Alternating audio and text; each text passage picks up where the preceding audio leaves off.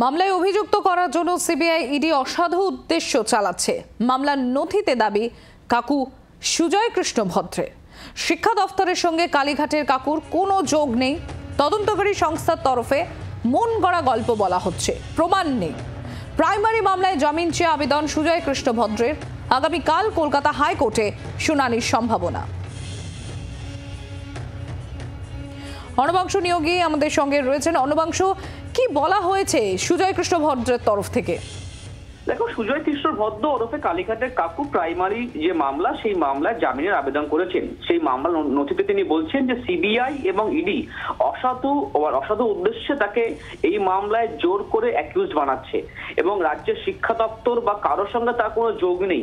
2.5 বছর হয়ে গেল, একটা চার্জশিটও তার নাম দিল না। কিন্তু এখন যখন আমি বেল পেয়েছি ইডি মামলায়, তখন সিবিআই তৎপর হয়েছে আমাকে আটকানোর জন্য।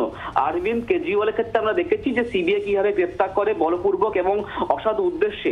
আমার ক্ষেত্রেও ট্রাই হয়েছে, এমনটা তিনি আবেদন করেছেন। আগামীকালকে মামলা শুনানির সম্ভাবনা রয়েছে। বাংলার আওয়াজ, বাঙালির আবেগ, জি 24 ঘন্টা।